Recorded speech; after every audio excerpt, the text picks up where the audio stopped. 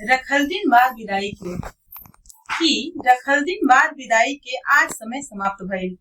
आ कितना जल्दी समय उड़ल तनको ना बुझे हो गए। हिया में कसकजे उठल ओके अम्मा दबा लेले। हिया में कसकजे उठल ओके अम्मा दबा लेलिन। आ काका तोहके बांधा तने ई आके बता दिहलेन। हई त तोहके निमन लगुए कुछ सामान के। हई त तोहके निमन लगुए। हई धैला कुछ काम करी। आ घर में तोहरा बेकत बाने धैल धैल ना जाम होई। बाबूजी तनकी मुस्कैले जा बेटी निके रहिया। आ सुख दुख चाहे कुछु आवे ओहिमा तू धीरज धरिया। ओहसे भी तू ढेर समझिया जितना करे के तू सकिहा।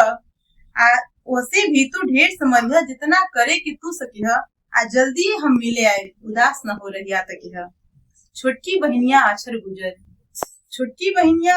गुजर देखला दीदी कुछ छूटे नाही। आ सब कुछ संभाल के रखला रहिया में कुछ टूटे नाही। भैया डेहरी पर चुपचाप खड़ा। ए बबनी उदास न होइहा। ए पगली हम संगे बानी कहू कोनो आस न खोइहा। थार में भर के अछत आयल हरदी जीरा दुबिया के पोर। थार में भर के अछत आयल हरदी जीरा दुबिया के पोर। आ तनिका उना मीठा धइदा देखा कछु न परे बोर। भर के आखिन लोर बिटिया तकली दूसरा ओर।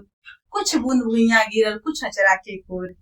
बिहस के जे वो मुरली फिर से कहली भौजी ई पैंचा ह। ई पैंचा ह। आ बेरी बेरी भरिया एके ई बेटी के खोइचा ह।